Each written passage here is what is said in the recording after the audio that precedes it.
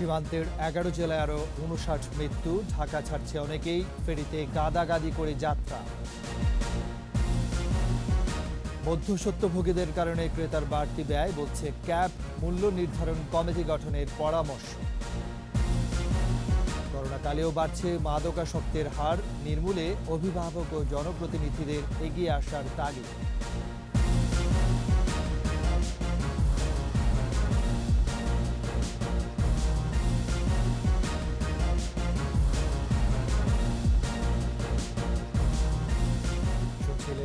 Security ইসলামী bank limited সংবাদ শুনলাম। সবাইকে আমন্ত্রণ জানাচ্ছি দুপুর 2:21 সংবাদের সাথে আছে আমি রাজীব। আর দর্শক, একুশে টেলিভিশনের সংবাদ একই সাথে সরাসরি দেখতে পাবেন আমাদের ফেসবুক পেজ www.facebook.com/2124 অনলাইনে। সীমান্তের 11 জেলায় করোনায় আরও 59 জনের মৃত্যু হয়েছে। এর মধ্যে রাজশাহী মেডিকেলে করোনা ওয়ার্ডে মারা গেছেন 17 জন। বেড়েছে সংক্রমণের হারও। ফেরিতে গাদাগাদি করে ঘরে ফিরছেন মানুষ। স্বাস্থ্যবিধির বালাই নেই। লকডাউনের মধ্যেও গাজীপুরের চন্দ্রায় ঢাকা টাঙ্গাইল মহাসড়কে চলাচল করছে যাত্রীবাহী বাস। প্রতিনিধিদের সহায়তায় মাসুমা লিসার রিপোর্ট। রাজশাহী মেডিকেলের করোনা ওয়ার্ডে আরও 17 জনের মৃত্যু হয়েছে। শনাক্তের হার আগের চেয়ে 4.75% বেড়েছে। বেড 357, তার চেয়ে অতিরিক্ত রোগী হইল 74 জন। তো এই 74 জনকে আমরা অক্সিজেন কনসেন্ট্রেটর এবং অক্সিজেন সিলিন্ডার দিয়ে ম্যানেজ করার চেষ্টা করছি, এবং এদেরকে অনেকে অতিরিক্ত বেডে রাখা আছে, কিছু কিছু রুগী মেঝেতেও আছে। এবং আমরা খুব ইম্পর্টেন্ট সেটা হচ্ছে যে আমরা 24 ঘন্টায় যেসব রুগী আসে তাদেরকে আমরা কাউকেই ফেরাইনি। খুলনার 3টি হাসপাতালে 9 জনের মৃত্যু হয়েছে। চলছে 5ম দিনের লকডাউন।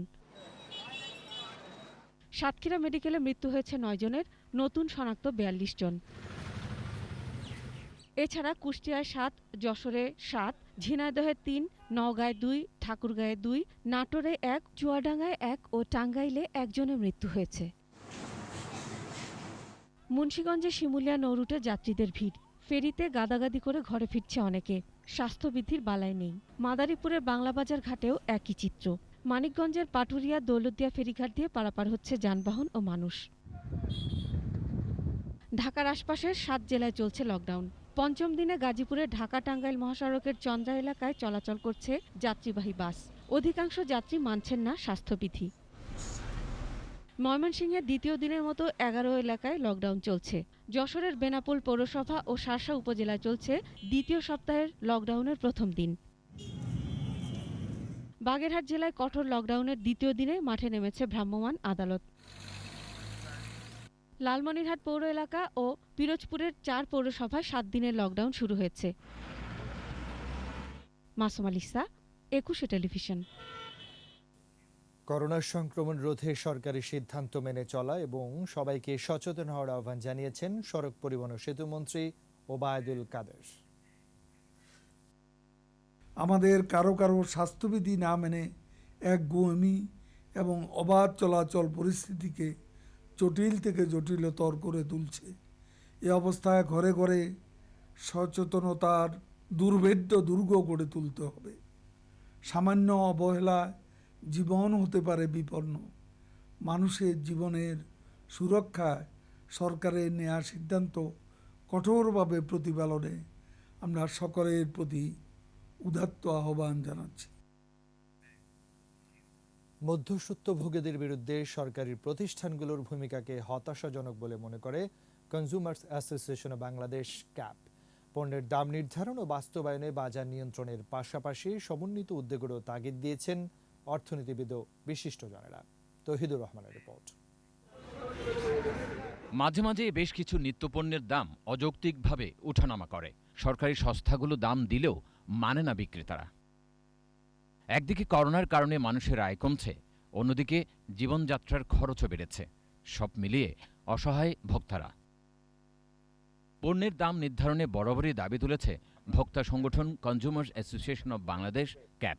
অযৌক্তিকভাবে দাম বাড়ানোর কারণে মামলাও করে সংগঠনটি। ফলে আইন থাকা সত্ত্বেও ভোক্তা স্বার্থ সংরক্ষণ হয় না। দ্রব্যমূল্যের দাম নিয়ে ক্যাবের ধারাবাহিক আলোচনায় অংশ নিয়ে বক্তারা বলেন, মধ্যস্বত্বভোগীদের দৌরাত্ম্য কমাতে জনগণের টাকায় গড়ে ওঠা সংস্থাগুলোকে শক্তিশালী করা দরকার।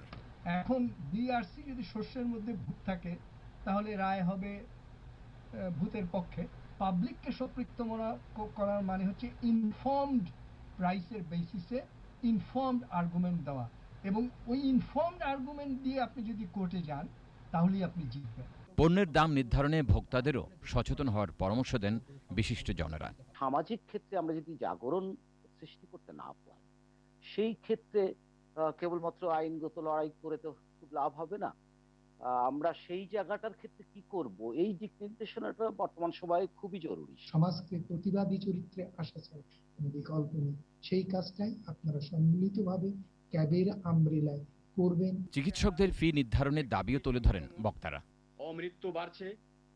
তৌহিদুর রহমান, 21 টেলিভিশন, ঢাকা। কোনোভাবেই থামানো যাচ্ছে না মাদকের বিস্তার। মডার্ন নেশা ইয়াবার পাশাপাশি আইসের মতো নতুন নতুন নেশাদ্রব্য আনছে মাদক কারবারিরা। বিশেষজ্ঞরা বলছেন করোনাকালেও বাড়ছে মাদকাসক্তের হার। শুধু অভিযান চালিয়ে মাদক নির্মূল সম্ভব নয়। মাদকের বিরুদ্ধে সামাজিক আন্দোলনে অভিভাবক ও জনপ্রতিনিধিদেরও এগিয়ে আসার আহ্বান তাদের।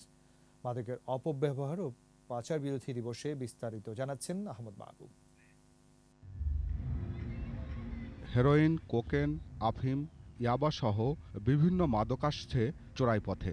আইসের মতো নতুন নতুন মাদকও আনছে কারবারিরা। মাদকের সর্বনাশা পথে পা বাড়িয়ে ধ্বংস হচ্ছে লাখ লাখ তরুণ যুবক। আসক্ত হয়েছে নতুন নতুন নেশায়। বেসরকারি গবেষণা সংস্থা মানুষ বলছে গ্যাং কালচার সহ ডাকাতি, ছিনতাই, ধর্ষণ, খুনের মতো জঘন্য অপরাধের পেছনের কারণ মাদক। করোনাকালে মাদকের বিস্তার বেড়েছে। সচেতনতায় জনপ্রতিনিধিদের ভূমিকা রাখার আহ্বান সংগঠনটির। জনপ্রতিনিধি মাদক বিরোধী অভিযানের সঙ্গে একাত্মতা ঘোষণা করছি এবং আমরা আগামীকালতে আমাদের এলাকায় কাউকে মাদক গ্রহণ করতে দেব না বা কেউ মাদকের ব্যবসা করতে পারবে না। তাহলে কিন্তু সেটা 50 থেকে 70 ভাগ কমে যাবে। সকল মন্ত্রণালয় কিন্তু এক মঞ্চে একটা প্ল্যাটফর্মে আসতে হবে, তাইলে কিন্তু মাদক দমন হবে। অভিযানে ধরাও পড়ছে মাদক চোরা কারবারিরা, তারপরও নিয়ন্ত্রণ করা যাচ্ছে না। মাদক সমাজ থেকে দূর করার জন্য শুধুমাত্র আইন শৃঙ্খলা বাহিনী কাজ করলে হবে না, পাশাপাশি আমাদের পরিবার, সমাজ, শিক্ষা প্রতিষ্ঠান, বিভিন্ন ধর্মীয় পড়াশোনালয় যারা আছেন সবাইকে সামগ্রিকভাবে এই মাদকের বিরুদ্ধে কাজ করতে হবে। মাদক নিয়ন্ত্রণ অধিদপ্তরের তথ্য বলছে 2009 থেকে 21 এক যুগে বিভিন্ন সংস্থার হাতে 11 লাখ মাদক ব্যবসায়ীরা গ্রেপ্তার হয়েছে। মামলা হয়েছে 83 লাখের উপরে। প্রজন্মকে বাঁচাতে মাদকের বিরুদ্ধে আরও কঠোর হওয়ার কথা জানালেন মাদকদ্রব্য নিয়ন্ত্রণ অধিদপ্তরের মহাপরিচালক। একটা প্রকল্প নেওয়া হয়েছে, সেখানে আমরা ডিজিটালাইজেশন এবং ক্যাপাসিটি বিল্ডিং এটসেট্রা ইত্যাদি বিষয়ে বিস্তারিত আলোচনা হয়েছে। উন্নত মানের প্রযুক্তি যাতে আমরা প্রয়োগ করতে পারি সেই মেশিনপত্র কেনার জন্য সেখানে ব্যবস্থা রাখা হয়েছে। কাউকে ছাড় দেওয়ার বিষয় না, আমার আইনের যেটা আছে যে এই আইন আওতায় পড়বে আইনের আওতায় নেওয়া হবে। মাদক নির্মূলে কঠোর হওয়ার পাশাপাশি সচেতনতামূলক কর্মসূচির পথেও হাঁটতে চায় অধিদপ্তর। আহমদ বাবু, 21 টেলিভিশন, ঢাকা। এদিকে মাদক চোরাচালান বন্ধে ভারত ও মিয়ানমারের সাথে চুক্তি হয়েছে। দ্বিপাক্ষিক আলোচনার মাধ্যমে মাদক পাচার বন্ধ করা হবে, জানিয়েছেন স্বরাষ্ট্রমন্ত্রী আসাদুজ্জামান খান কামাল। জাতীয় মাদক দিবস উপলক্ষে মাদক দ্রব্য নিয়ন্ত্রণ অধিদপ্তরের অনলাইন আলোচনায় তিনি বলেন, মাদক নিয়ন্ত্রণ আইন সংশোধন করে সর্বোচ্চ শাস্তির বিধান রাখা হয়েছে। ভবিষ্যৎ প্রজন্মকে মাদকের গ্রাস থেকে রক্ষায় সব শ্রেণী পেশার মানুষকে এগিয়ে আসারও আহ্বান জানান মন্ত্রী। অবৈধ মাদক পাচার রোধে আমাদের প্রতিবেশী দেশ ভারত মায়ানমার সঙ্গে আমাদের দ্বিপাক্ষিক চুক্তি আমরা করেছি এবং চুক্তি অনুযায়ী উক্ত দুই দেশের সাথে আমরা নিয়মিত বৈঠক করছি। পাশাপাশি মাদক নিয়ন্ত্রণ সংক্রান্ত আন্তর্জাতিক সংস্থা সমূহের সাথে আমরা নিবিড়ভাবে কাজ করে যাচ্ছি। নিচ্ছি প্রিমিয়ার ব্যাংক লিমিটেড সংবাদ বিরতি। যখন ফিরছি তখন অন্যান্য খবরের সাথে আরো থাকবে। উচ্চ আদালতে ঝুলে আছে রাজস্ব সংক্রান্ত 28,000 মামলা, 2 মাসের মধ্যেই শুনানি শুরুর উদ্যোগ। আবারও দুপুর 2টার 21 সংবাদ। ধানমন্ডি 32-এ বঙ্গবন্ধু শেখ মুজিবুর রহমানের প্রতিকৃতিতে শ্রদ্ধা নিবেদন করেছেন নবনিযুক্ত সেনাপ্রধান জেনারেল এস.এম. শফিউদ্দিন আহমেদ। দায়িত্ব গ্রহণের পর সেনাপ্রধান হিসেবে জাতির পিতার প্রতি শ্রদ্ধা জানান তিনি। বঙ্গবন্ধুর প্রতিকৃতিতে শ্রদ্ধা নিবেদনের সময় সামরিক আনুষ্ঠানিকতায় অংশ নেন সামরিক বাহিনীর একটি চৌকস দল। রাষ্ট্রীয় সম্মান প্রদর্শন শেষে মন্তব্য বইয়ে অনুভূতি প্রকাশ করেন সেনাপ্রধান। সে সময় তার পরিবারের সদস্য, সামরিক বাহিনীর ঊর্ধ্বতন কর্মকর্তারা উপস্থিত ছিলেন। পরে বঙ্গবন্ধু জাদুঘর পরিদর্শন করেন তিনি।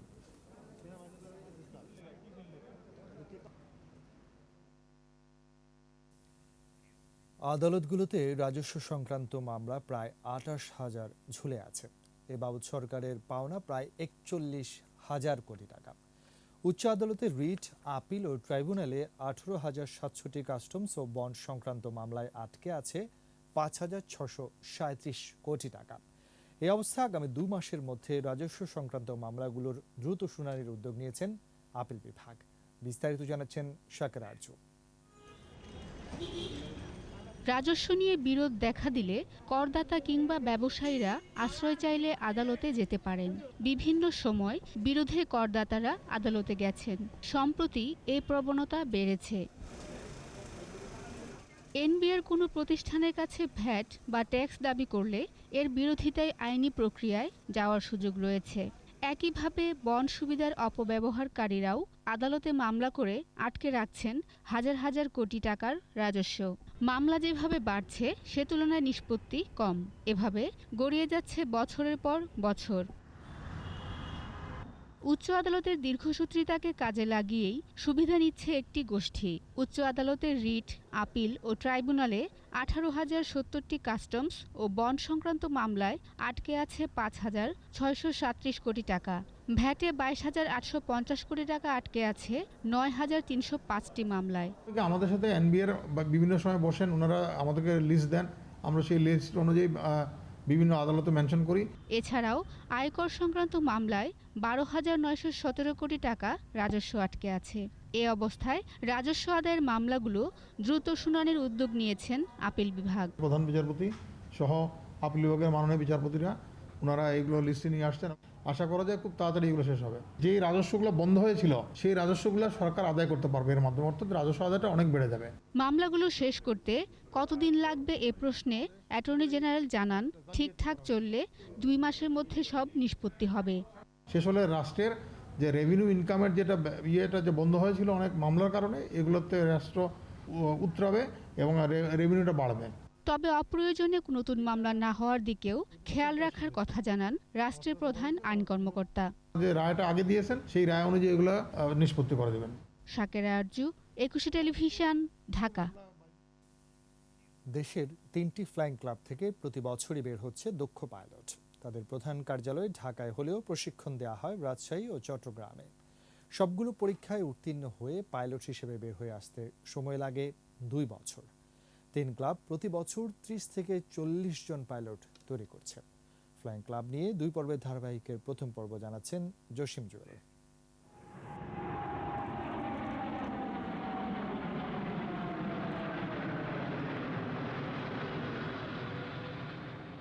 ছোটবেলা থেকেই অনেকেরই স্বপ্ন উড়োজাহাজ চালানোর। স্বজনদের কেউ কেউ পাইলট, তাদেরকে দেখেও রোমাঞ্চকর এ পেশায় আসতে চান অনেকেই। পাইলট ২ ধরনের, সামরিক ও বেসামরিক। বাংলাদেশ বিমান সেনা ও নৌবাহিনীতে পাইলট হিসেবে কাজ করেন সামরিক পাইলটরা। মূলত বেসামরিক পাইলটরা ফ্লাইং স্কুল এবং একাডেমি থেকে পাশ করে বিভিন্ন এয়ারলাইন্সে যোগ দেন। দেশে ৩টি ফ্লাইং ক্লাব উড়োজাহাজ প্রশিক্ষণ কার্যক্রম পরিচালনা করছে। এগুলো হলো Bangladesh flying academy, Arirang aviation limited, galaxy flying academy. HSC pass করার পরে পাইলট হওয়ার স্বপ্ন পূরণ করা সম্ভব। তবে শিক্ষা জীবনে অবশ্যই পদার্থবিজ্ঞান ও গণিত থাকতে হবে। বাছাই প্রক্রিয়ায় পার হতে হয় কয়েকটি ধাপ। সিলেকশন প্রসেসে আছে psychometric test, written test, viva, তারপর আমরা সিলেক্ট করি। নর্মালি যদি একজন পাইলট সে সিনসিয়ার হয়, ঠিকমতো সব কিছু সে নেয়, পড়াশোনা করে, সিভিল এভিয়েশনে যেসব পরীক্ষা আছে সেগুলো যদি সে প্রথম সুযোগই পাশ করে যায়, 2 বছরের মধ্যেই আমরা একজনকে পাইলট বানিয়ে দিতে পারি। যে কোনো ধরনের বিপদ কিভাবে সামাল দিতে হয় প্রশিক্ষণকালীন সময়ে সেই শিক্ষাটাই দেওয়া হয়। এয়ারলাইনের অত্যন্ত অভিজ্ঞ সিনিয়র ক্যাপ্টেন ভবিষ্যৎ প্রজন্মকে প্রশিক্ষণ দিয়ে থাকে। গ্রাউন্ড কোর্সটা চলে 3 মাসের মতো। তারপরে ছাত্ররা ফ্লাইং শুরু করে। ফ্লাইং শুরু করলে ওরা প্রাইভেট পাইলট লাইসেন্স সার্টিফিকেটটা গভর্নমেন্ট থেকে ইস্যু করা হয়। এরপরে একটা পাইলটের প্রশিক্ষণ শেষ করতে লাগে 150 ঘন্টা। বাংলাদেশ থেকে প্রতি বছর পাইলট বের হয়ে বিভিন্ন এয়ারলাইন্সে দক্ষতার সাথে কাজ করছে। জসিম জুয়েল, 21 টেলিভিশন, ঢাকা। আর এরই সাথে শেষ করছি দুপুর 2টার 21 সংবাদ। যাবার আগে ফার্স্ট সিকিউরিটি ইসলামী ব্যাংক লিমিটেড সংবাদ শিরোনামগুলো জানাচ্ছি আরও একবার। সীমান্তের 11 জেলায় আরও 59 মৃত্যু। ঢাকা ছাড়ছে অনেকেই, ফেরিতে গাদাগাদি করে যাত্রা। মধ্যস্বত্বভোগীদের কারণে ক্রেতার বাড়তি ব্যয়, বলছে ক্যাব। মূল্য নির্ধারণ কমিটি গঠনের পরামর্শ। করোনাকালেও বাড়ছে মাদকাসক্তের হার, নির্মূলে অভিভাবক ও জনপ্রতিনিধিদের এগিয়ে আসার তাগিদ।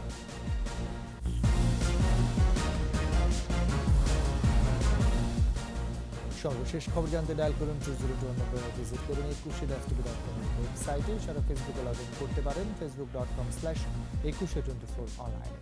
এতক্ষণ সাথে থাকার জন্য ধন্যবাদ। বিকেল 4টায় 21 সংবাদ শিরোনাম দেখার আমন্ত্রণ রইল। স্বাস্থ্যবিধি মেনে চলুন, সুস্থ থাকুন, 21-এর সাথেই থাকুন।